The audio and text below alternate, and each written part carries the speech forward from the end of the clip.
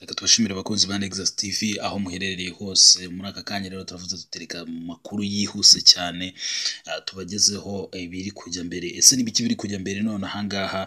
Iminsi maze ari myinshi, iminsi ari myinshi cyane. Intambara iri kujya mbere muri Goma mu burasirazuba bwa Kongo. Havutse intambara, ni intambara ifite imizi mu myaka ya 1996. Urumva ko imyaka ibaye myinshi, ni intambara yazamutse kubera amakimbirane wavuga ko ashingiye ku birebana n'uko hari abaturage bamwe cyangwa se abantu bamwe b'abakongomani bahezwa mu bintu bitandukanye, birimo ubutegetsi, birimo ndetse n'ibindi bitandukanye. So rero ni amakimbirane amaze igihe kirekire, yazamuye intambara z'urudaca zimaze igihe kirekire mu burasirazuba bwa Kongo, kugeza n'uyu munsi igisubizo cyaranze kuboneka. Igisubizo cyanze kuboneka, gusa nyine birumvikana umuturage igihe kigeze akabona ibintu bidakunda, by'umwihariko nimba ari abantu bafite icyo bahuriyeho bakabona hari uburyo ibintu bidakunda, bagenda biyegeranya kugira ngo barebe ko nabo babasha kubona uburenganzira bwabo. Ari nabyo umuntu yavuga ko M23 yakoze. M23 ni umutwe wa gisirikare, cyangwa se ni umutwe wa gisirikare ariko ufite n'ishami noneho ry'ibijyanye na politike, utavuga rumwe n'ubutegetsi bwa Kongo, nubwo Kongo yo ubwayo yita aba bantu ko mu by'ukuri ari umutwe w'iterabwoba. Ni umutwe w'iterabwoba niko Kongo iwita, ariko mu by'ukuri ni umutwe umaze igihe kirekire. Ni M23 imaze imyaka myinshi. Ni M23 yiswe iryo zina bishingiye ku masezerano yabayeho muri 2009, hari mu kwa gatatu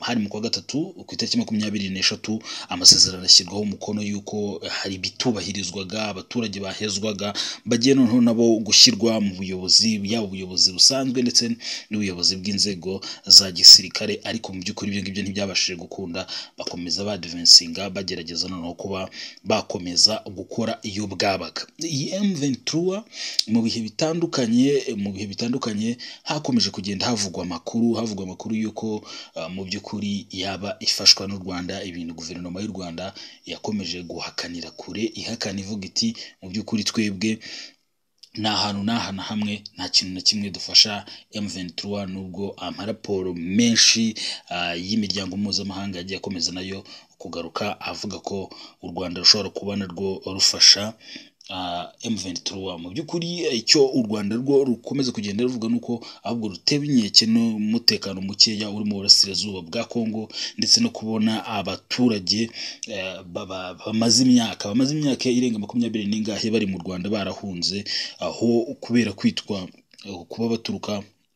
abatutsi bibagira ngo abanyarwanda. Ibyo Perezida Kagame yakomeje kuvuga ko mu by'ukuri ibyo bintu atari byo, ari abantu bafite aho baturuka, bafite aho bavukiye muri Kongo, bakabaye batari mu Rwanda nk'impunzi, ahubwo bakabaye bahabwa umwanya bakajya ku butaka bwabo bagatura, bakaba nk'abaturage ba Kongo muri rusange. Ni ikibazo guverinoma ya Kongo imaze imyaka n'imyaniko idatanga igisubizo gifatika. Ibi byatumye rero M23 umutwe ugizwe n'abasore ubona ko bakiri batoya batangira urugamba nyuma ya 2012 yuko hari ibyo bemerewe ntibibashe gushyirwa mu bikorwa, 2009 ntibibashe gushyirwa mu bikorwa, umwaka noneho 2019 2022 noneho 2019 ubwo bageragezaga kwegera Kisekedi bikanga, biba ngombwa ko noneho batangira kurwana. Ubu rero tuvugana umujyi wa Goma ufatwa nk'umurwa mukuru wa Kivu y'Amajyaruguru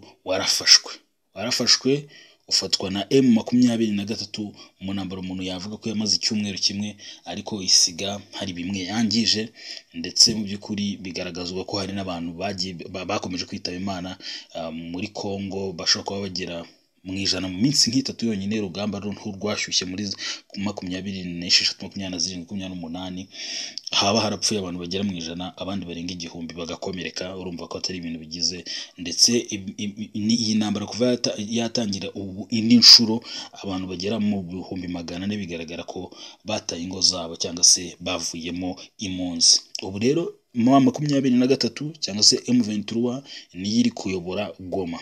Kuyobora Goma, kuba yarafashe Goma, abantu benshi bakomeje kwibaza batese mu by'ukuri ni iki kiza kuza gukurikiraho, harakurikiraho iki nyuma y'uko M23 ifashe Goma.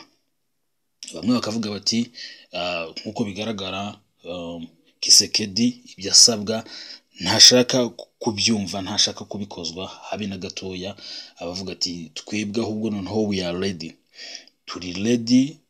Hari muri disikuru yatanze yavuzemo ko biteguye, kandi asaba yuko imishahara igabanywa, ibyaherezwaga ama institution atandukanye ya leta, ubwo ni za ministeri ndetse n'ibigo bishamikiye kuri leta, bikagabanywa, imishahara y'abakozi ba leta ikagabanywa, ayo mafaranga kongerwa mu gisirikare kugira ngo kibashe kwiyorganiza kijye kurwanya noneho iyi M23 bivuye inyuma. Si iki gihugu cyonyine cya Congo cyangwa se Repubulika Iharanira Demokarasi ya Congo, kuko na SADF ni South Africa nayo yamaze kudeployinga abandi basirikare cyangwa se kohereza abandi basirikare muri Congo, inohereza n'ibikoresho bavuga ko rwose bagiye guhangana n'uyu mutwe wa M23.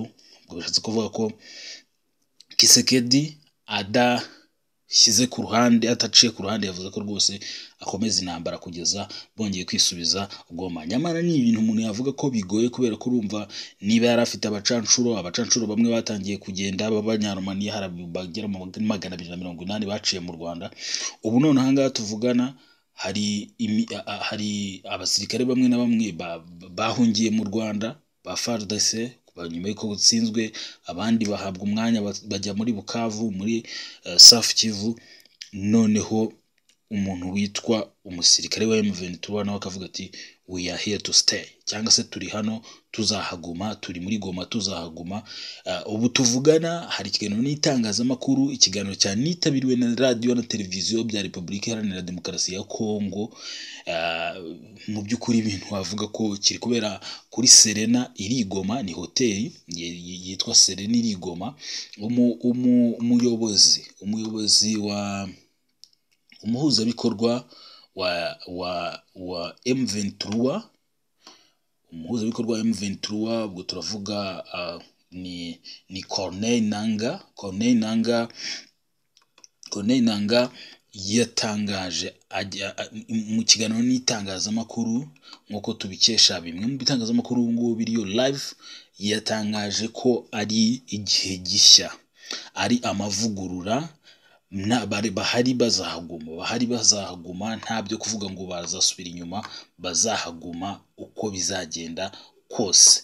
Ikindi yatangaje mu buryo bwe, yavuze ati turigoma kandi turahaguma, ndetse dukomeze Kinshasa. Yasabye abahunze gusubira mu ngo zabo, ubwo ni abahunze bava Goma, bamwe berekeje mu Rwanda, abandi urumva bagiye bajya mu bice bya Masisi haruguru ya Goma, aho imirwano itari iri kugira cyane. Aravuga ati abantu bagaruke mu ngo zabo, ariko avuga ko mu by'ukuri bagiye kurwana inkundura kugeza bageze Kinshasa. Ibyo bagiye bahezwamo noneho bakaba bagira gute, bakaba babyisubiza. Bishatse kuvuga ko mu by'ukuri ibyo abantu wenda batekerezaga bakavuga bati kurumva ntabwo kugera Goma kugera Kinshasa ntabwo byari ukugenda gutyo gusa, byano bibwiraga bavuga bati wenda ibintu bishobora kuba birangiye Goma, ibiganiro bishobora kuba byaba noneho ibintu bigasubira ku murongo. Urumva ko bitangiye kuzamo zagarazagara gusa.